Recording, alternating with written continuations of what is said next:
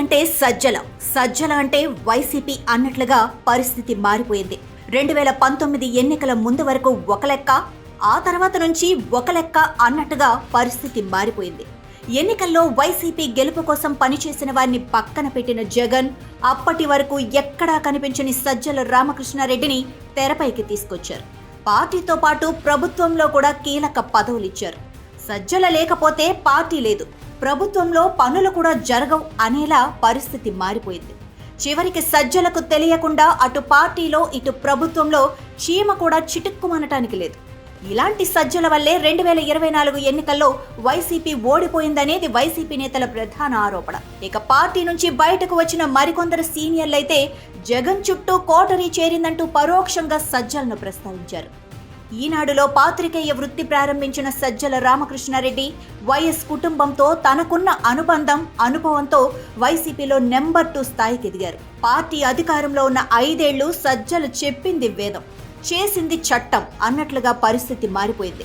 అది ఉద్యోగుల సమస్య అయినా సరే, ప్రతిపక్షం చేసిన ఆరోపణలకు బదులు చెప్పాలన్నా సరే, మంత్రివర్గ ఉపసంఘం భేటీ అవ్వాలన్నా సరే, చివరికి పాత్రికేయ మిత్రుల సమస్యలైనా సరే, అందుకు సజ్జల నుంచి గ్రీన్ సిగ్నల్ రావాల్సిందే. ఒక్క మాటలో చెప్పాలి అంటే బంట్రోతు మొదలు ప్రభుత్వ ప్రధాన కార్యదర్శి వరకు, కింది స్థాయి కార్యకర్త మొదలు ఉప ముఖ్యమంత్రి స్థాయి నేత వరకు ఎవ్వరైనా సరే సజ్జల కంట్రోల్లో ఉండాల్సిందే, సజ్జల ఆదేశాలు పాటించాల్సిందే. వైసీపీ 5 ఏళ్ల పాలనలో సకల శాఖల మంత్రిగా సజ్జల పేరు. తాడేపల్లిలోని మాజీ సీఎం క్యాంపు కార్యాలయంలో 2 మహిళా పాత్రికేయుల మధ్య ఆధిపత్య పోరులో పద ఎస్ఆర్కే దగ్గరే తేల్చుకుందాం అని జుట్లు పట్టుకున్నారంటే ఏ రేంజ్లో సజ్జల ప్రభావంతో అర్థం చేసుకోవచ్చు. వైఎస్ భారతికి నమ్మిన బంటు సజ్జల.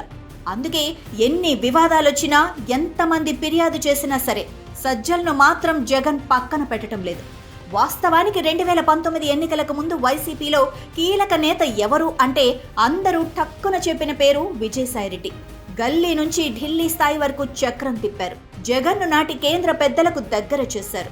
తెలుగుదేశం పార్టీపై 2019 ఎన్నికల సమయంలో బీజేపీ నేతలు ఆరోపణలు చేశారంటే అది విజయసాయిరెడ్డి ఇచ్చిన ఫీడ్బ్యాక్ మాత్రమే.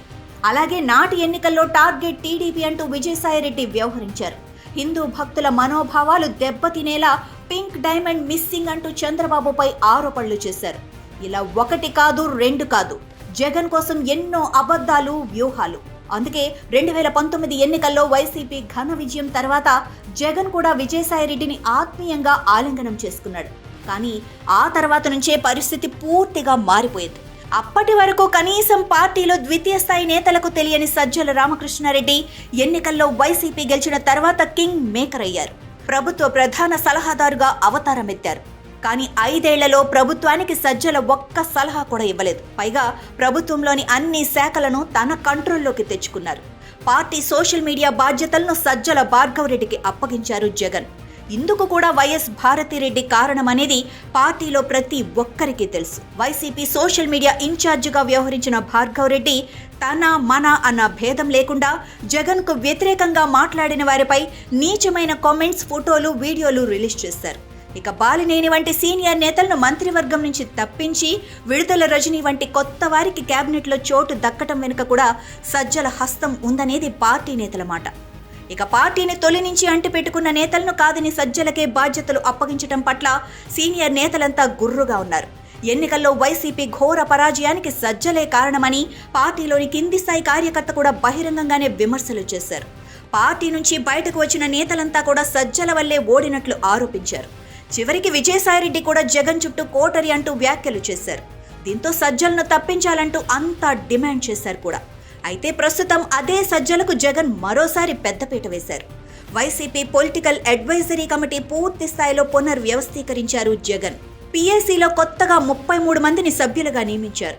ఈ కమిటీలో పార్టీ రీజనల్ కోఆర్డినేటర్లు పీఏసీ శాశ్వత ఆహ్వానితులుగా ఉంటారని వెల్లడించారు. అలాగే పార్టీ రాష్ట్ర కోఆర్డినేటర్ సజ్జల రామకృష్ణారెడ్డి పీఏసీ కోఆర్డినేటర్గా వ్యవహరిస్తున్నారని పార్టీ కేంద్ర కార్యాలయం పేరుతో ప్రకటన జారీ చేశారు. ఈ కమిటీ ఎంపికపై వైసీపీ నేతలు, కార్యకర్తలు గుర్రుగా ఉన్నారు. ఎవరి వల్లైతే పార్టీ ఓడిందో వాళ్లకే మళ్లీ అవకాశం ఎలా ఇస్తారని పార్టీ అగ్రనేతలు సైతం ఆగ్రహం వ్యక్తం చేస్తున్నారు. విజయసాయిరెడ్డి వంటి నేతల కృషి వల్లే 2019 ఎన్నికల్లో 151 సీట్లు వచ్చాయని, కానీ కేవలం సజ్జల వల్లే 2024 ఎన్నికల్లో కేవలం 11 స్థానాల్లో మాత్రమే వైసీపీ గెలిచిందని అంటున్నారు. మళ్లీ సజ్జలకే జగన్ బాధ్యతలు అప్పగిస్తే రాబోయే ఎన్నికల్లో సింగిల్ డిజిట్ వస్తుందేమో అని భయపడుతున్నారు. కొందరు నేతలైతే తమ రాజకీయ భవిష్యత్తుపై సమాలోచనలు చేస్తున్నారు.